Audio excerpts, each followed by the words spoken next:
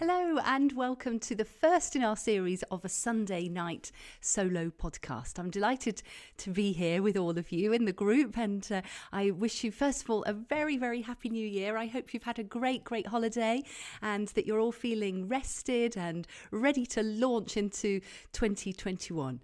So first of all, before we go any further, I just want to give you the very exciting news that nepaltea.love are now our official sponsors of our podcast, and I'm here with my cup of tea. In fact, it's still my Christmas tea. I've just been enjoying it so much. It's absolutely delicious, and it smells so nice as well. So I'm going to be sipping that and enjoying that. So a quick shout out to Artie and Thomas Kilroy. Thank you so much for being our sponsors, and I'm so looking forward to this. Now, I just want to tell you a little bit about that sponsorship deal, because it's not the normal type of deal. And in fact, what we're going to do is what we've decided to do is, as my business grows and as the nepaltea.love business grows, we're going to be sponsoring children's education in Nepal. So that is going to be where the sponsorship part of the deal comes around. So I'm so excited about that, because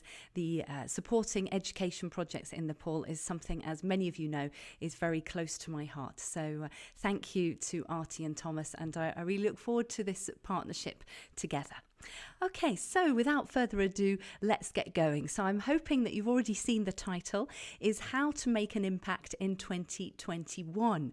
Now, I know that, every year we talk about resolutions, we talk about goals. It's the favourite thing, and especially for coaches at the beginning of the year.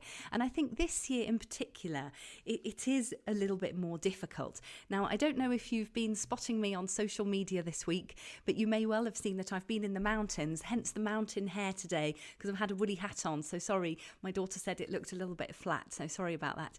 But we've had woolly hats on all week. We've been in the snow.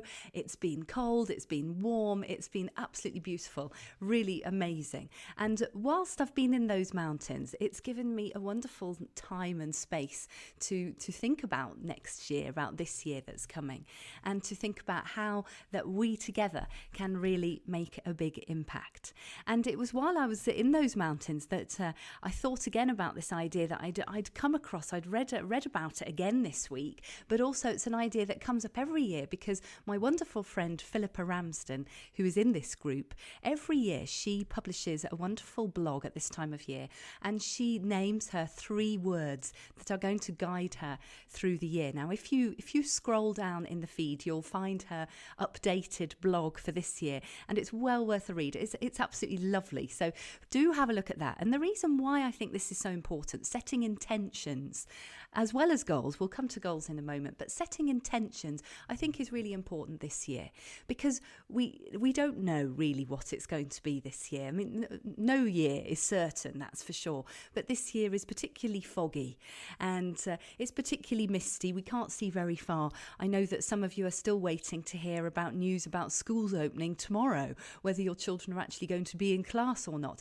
This is the kind of uncertainty that we're really not used to. So it does feel a little bit different, and it is for this reason that I do think that setting intentions can be a very useful and an interesting way to think about the upcoming year. So I think that this idea of having 3 words is a lovely one. And my personal one, so the first one is about being brave. So for me, as you know, this is, it's all quite new, this whole adventure of especially being online and being very visible. And this for me, it takes quite a lot of bravery. So I'm really proud of myself again today. I've switched on the live, I've gone live, and this is all about being brave again. So yes, so this intention to be brave for me is a very important one. My next intention is cherish. So cherishing my loved ones, cherishing my friends, my family, everybody who's really important to me. So that's a very important one for this year, especially when there is so much uncertainty. I think those around us need a lot of us as well. And finally, for my work and for my business this year, my intention is to grow in myself, to grow my own personal development, everything that I know about coaching. I want to grow that, to get better, to improve, but also to grow the business, to learn about being in this kind of business and to grow that. So growth is an important one for me. So those are for me. But what I would like you to think about now is, what could it look like for you? Because this is what's important. So the way to think about this, I think, is to not think too hard. Let it just come fairly naturally. And then what to do with those intentions. So once you have your intention, what does that actually look like? What's it going to look like? So what kind of thoughts are you going to have? And then where is that going to lead? What's the action after those thoughts? So those two things are really important in coaching. The thoughts, what are we thinking? And then what do we do? And because they're inextricably linked. And then the difficult question is, well, what's stopping you? Why haven't you done it before? And this is where we can start to uncover what those little voices in our heads are saying. What do we think we can't do? What do we think? Well, I've never been able to do that, so I won't be able to do it. What are those limiting beliefs that we have? And this is where the magic happens in coaching, when we start to uncover this. And this is the big difference between making resolutions and in a sense setting intentions as well. We can look at the thoughts and the actions, but if we don't look behind that to find, well, what's stopping us? What are the limiting beliefs? What do we believe about the world and about others and ourselves that's actually stopping us from doing that? Because once we can identify those, then we can start to change them. And that's really where things start to change. So I would like you to also, when you're thinking about your own intentions, think about, well, what's the worst that could happen if you did try whatever it is that you want to do? So for me, for example, being brave, going live, well, what's the worst could happen? Well, I could stumble over my words, or none of you might watch. You might all switch off and disappear. But that's okay. That's all right, because the next time I'll try and do it a bit better. So we can really start to pinpoint what it is that's stopping us, and quite often then those things, they disappear quite quickly and quite easily. So what about setting goals? Because yes, coaches love goals. We love goals. We like to have goals that are measurable and all the rest, SMART goals. And there's a lot of work though to do before we get to those goals, and that's too much for today. We will come back to that another time. But we need to look at what our values are, what we think about the future, what's our vision for the future. And finally, what's our vision for our future self? And notice those two things are different. Vision for the future and the vision for our future self. Because to make that future vision come true, it is very possible that we need to change something about ourselves, our own identity even, to think about ourselves in a different way, to put ourselves in a different frame of mind, in a different mindset. And at that point, that's where I would like you to really think big. What is that gap between what your future vision is and what your future self needs to be? What is that gap, and what do you need to do to make that a reality, to bring that dream really to fruition? So if you're thinking of setting goals, I would suggest that you go back to last year. Before COVID, can we remember that? I'm not sure I can, actually. So go back to last year, and maybe even the year before. And if you're someone who writes them down, it can be quite useful to go back and have a little look. And thinking, well, are you setting the same goals every year?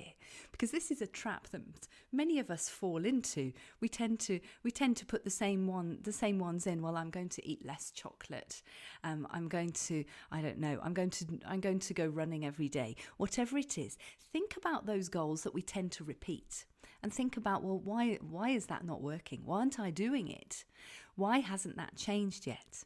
And I would suggest that there's a way to perhaps rethink those goals. So if you think of your goal that you want, whatever it is, big, small, whatever, and instead of just thinking of the action, so I want to run every day, that's the action, but what is the result that you want? So maybe you want to feel healthier, more energetic.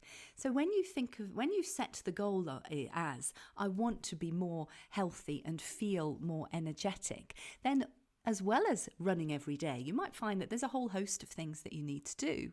So maybe you need to eat a little bit differently. Maybe you need to have more rest time. Maybe you need to plan your week differently. Whatever it is, you will start to maybe see that it's not just one thing. It's actually a whole host of things. And maybe even it comes back to this idea of identity. What does your future identity need to look like in order to have that come true?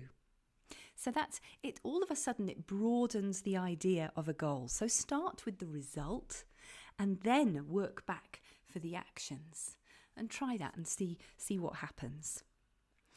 Then the second part is, what do I need to believe to make that happen? So, for example, with that example about wanting to be healthier, about wanting to feel more energetic, maybe what I need to believe as well is that actually I deserve to feel like that. I deserve to feel healthy. I deserve to feel more energetic. And also that is possible. It is actually possible. So think about that, because that can quite often be the way that we're thinking of a goal, but we don't believe it's possible. We don't actually believe that can be us. And if we don't believe it, how can we make it happen? So take it a little bit further and see what happens. And then finally, when you've gone into all that detail about how you're going to make a great impact in 2021, whether for yourself, in your health and well-being, or your business, your leadership, whatever it is, then simplify it. So maybe you've ended up with, 10 goals. So with those 10 goals, think, well, okay, 10, that's great. Let's focus on 3. So I would suggest that you stick to 3 goals and really work through that process and see what happens. See if it is any different for you. So I'd just like to come back to Philippa's blog post, because when she talks about her 3 words, she also says how she's going to be guided by the natural beauty on her doorstep. And I absolutely loved this. And I'd like to leave you with that lovely thought, because I think maybe this is going to be the key, certainly for me, for this year, in this time of uncertainty, with all that fog in front of us, where we don't literally know what's going to happen tomorrow. To really keep an eye on the nature around us. So with that thought, I'd like to wish you a very, very happy new year. Thank you for joining me, and I can't wait to see you again soon. Just a little reminder of what's coming up this week. We've got a jam-packed week, as usual. So Tuesday evening, we're going to be looking a little bit more into this. We're going to be looking at the power of visualization. So that's the Tuesday Zoom, which is still on Tuesday, and it's still a Zoom, but it's also going to be somehow streamed into Facebook, a bit like this, I think. So that is my little challenge before Tuesday, is to work out exactly how to do that. Now, a couple of other things. Yes, don't forget Marie Benton's podcast episode that we just recorded just before Christmas. It's really amazing. What a lady. She has done the most incredible work with a charity. She set up a charity called the Choir with No Name, and she is the founder of the charity, and she still runs the charity, and it is amazing. They provide a lot of musical experiences for people who are homeless or are marginalised in some way, and as well as that, they provide a lot of support and community, and most importantly, a lot of fun. And what's really interesting about Marie is that she has such strong values that she started with, and she's kept throughout. She recruits for values, and it's really fascinating to listen to her and very refreshing. So I do urge you to click on that link. You'll find it again in the feed somewhere down below, and you'll find her episode. Well, I will leave you there. Thank you all very much for listening, and do join us on Tuesday if that's of interest to you, and I'll be back here next Sunday evening. Have a good evening. Thanks very much. Bye-bye. If you'd like to have more information on the Love to Lead leadership programme, then please go to our website, www.bluebottlecoaching.com, or contact me directly by email, bluebottlecoaching@gmail.com.